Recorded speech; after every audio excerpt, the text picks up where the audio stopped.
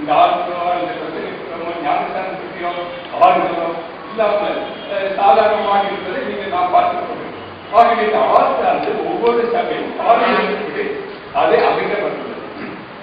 இந்த ஆலத்தை தேவாலயத்திற்கு ஒரு மகிமை நிறைந்த இடமாக இருக்கிறது நம்முடைய நம்பிக்கை, நம்முடைய விசுவாசம். இப்ப இந்த ஆலத்தை எளிதமாக கடவுளுடைய மகிமை தேவனுடைய பிரசனத்தை நமக்கு வெளிப்படுத்துகிறது என்று சொல்லும்போது ஏசாயா 6ஆம் அதிகாரம் அல்லது வெளிப்படுத்தின விஷயத்தை 4ஆம் அதிகாரம் பார்த்தீங்கன்னா அங்கே கடவுள் ஓய்வில்லாமல் பரிசுத்தத்தை பரிமீடத்திலிருந்து போற்றப்பட்ட ஒரு காட்சியை நாம் பார்க்கிறோம். ஆகிய இந்த ஆட்சியானது எதற்கு அடையாளம்? கர்த்தருடைய பிரசன்னம் இருக்கிறது. தேவ தூதர்கள் ஓய்வில்லாமல் நிர்மாணித்துள்ளே இருக்கிறார்கள்.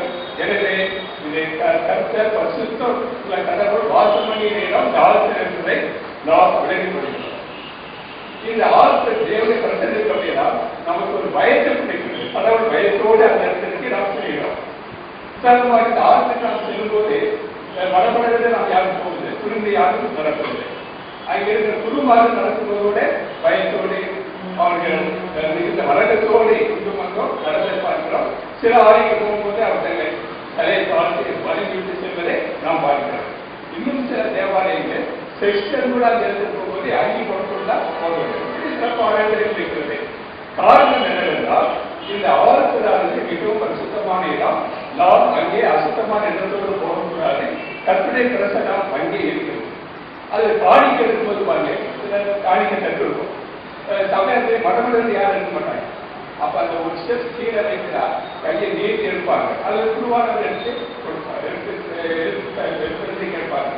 அது சாதாரண சபை மக்களுக்கு துணிகரமாக நாம் ஆலயத்துக்கு போக பயப்படுகிறோம். ஏனென்றால் கர்த்தரை மகிமை இருக்கு. இப்ப கர்த்தரை மகிமை இருக்கிறதுக்கு நான் இங்கே கண்ட ஒரு காட்சி, இந்த ஆத்துல பார்த்தா அந்த ப்ளூ கலர் ஒயிட்ல வேகம் போது அங்கே இந்த வரைபடம் இருக்கு. இது பல ஆண்டுதான் இருக்கு. நான் 71ஆம் ஆண்டு பார்க்கிறேன். இந்த கலர் அவன் மாற்றவில்லை. இதே கலர் தான் ப்ளூ ஒயிட் இதுதான் கூட வேற கலர் மாற்றவில்லை. காரணம் என்னவென்றால் அந்த மேகம் பழைய பார்த்து கர்த்தரை பிரசனத்திற்கே அடையாளம். ப்ளூ கலரும் ஆளுநருக்கு கர்த்தரை பிரசனத்திற்கு அடையாளமாக அது கொடுக்கப்பட்டிருக்கிறதா இந்த ஆலயத்தில் கர்த்தரை மகிமை இந்த ஆலயத்தில் இருக்கிறதற்கு அடையாளமாக அந்த கலர் அமிதமாக கொடுக்கப்பட்டிருக்கிறது நான் நினைவு கூறுகிறேன். எனவே இவ்விதமாக இந்த ஆலய கர்த்தரை பிரசனம் இருக்கிறது என்பதை சபையாக நாம் உணர்ந்து கொள்ள வேண்டும். பல ஆண்டுகளுக்கு 100 ஆண்டுகளுக்கு முன்னே வைத்துக் கொள்ளுங்கள். இந்த ஆலயத்தில் வெள்ளையடிக்கும் கிறிஸ்து சாமிகள் எடுப்பாங்க. அந்த ஆலயத்தில் வெள்ளையடிக்கும் போது சாதாரணமாக எடுக்கிறாங்க. குருவானவர் அங்கி போட்டுக் கொண்டுதான் அந்த ஆலயத்தில் வெள்ளையடிப்பாங்க. பாருங்க, ஏனென்றால் அது கர்த்தருடைய பிரசனம் இருக்கிறது. சாதாரணமான மக்கள் அவிசுவாசிகள் அந்த இடத்துல போய் வெள்ளையடிக்க கூடாது. முற்காலத்தில் ஆலயத்திற்கு சபைகளில் ஒரு பழக்கம் இருக்கு. இப்ப அந்த பழக்கம் யாருமே கடைபிடிப்பதில்லை. காரணம் நாம் தேவனுக்கு ஏற்ற மகிமையை அங்கே செலுத்த நாம் சில சமயம் தவறிவிடுகிறோம். அதுக்கு அடுத்தபடியாக இந்த ஆழ்த்துல பார்த்தீங்கன்னா இந்த ஆழ்த்தலும் நம்முடைய வாழ்க்கை ஒன்றாக இணைந்திருக்கு. இந்த கிறிஸ்தவ வாழ்க்கையும் இந்த ஆழ்த்தம் ஒன்றோடு ஒன்றிணைந்து இருப்பதை நாம் பார்க்கிறோம். நம்முடைய பிறப்பு முதல் சாவு வரைக்கும் நடைபெறுகிற அனைத்து நிகழ்ச்சிகளும் இந்த ஆழ்த்தல் தான் நடைபெறுகிறது. நாம் ஜெபிக்க வருகிறோம், எல்லா இடத்திலும் ஜெபிக்கிறோம். ஆனால் அந்த ஆழ்த்தை ஜெபம் பண்ணும்போது ஆண்டவர் விசேஷமாக இருக்கிற நம்பிக்கை இருக்கிறது. நான் காலையில் பார்த்திருக்கிறேன். எத்தனை ஆராய்ச்சிக்கு முன்னதாக 8 மணிக்கு வந்துள்வார்கள், 8 வந்துள்வார்கள். ஆண்கள் ஆற்றுல போய் கண்ணீரோடி 1 மணி தேர்தல் சொல்லிவிட்டு சம்பாதித்தோடு வருவதை பார்த்திருக்கிறோம். நம்ம என்ன பேர தவறாக வீட்டுக்கு பார்த்தீங்கன்னா அவன் ஆற்றுல போவதற்கு முன்னதாக உலகால் பண்ணிட்டு கவர்மெண்ட் தான் அவர்கள் செல்வார்கள். காரணம் அந்த ஆழ்த்த பரிசுத்தமுள்ள ஒரு இடம், தேவனுடைய பிரசனம் இருக்கிறது.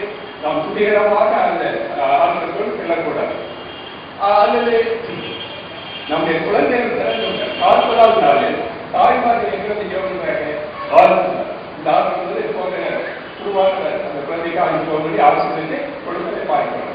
அதற்கு பிற்பாடு ஞானஸ்தானம், இடப்படுத்தல், திருமணம், குரு அல்லது பேராய அபிஷேகம் எல்லாமே இந்த ஆலோசனை நடக்கும். வேதத்தில் நடத்துவதே இல்லை. காரணம் அங்கே கர்த்தரை பிரசன்னம் இருக்கிறது, கடவுள் 70 நாளே வாசிக்கிறார். இறுதியாக இந்த அடக்க இருக்கிறது, அதுவும் பார்த்தீங்கன்னா கிறிஸ்துவனுடைய வாழ்க்கையில் பிறப்பு முதல் இறப்பு வரைக்கும் இந்த வார்த்தை இந்த வாழ்க்கையை ஒன்றித்து போய்விடுகிறது. நம்மை பிரிக்க முடியாது. விதமான விசுவாச வாழ்க்கையை நாம் வளர்ந்து கொண்டு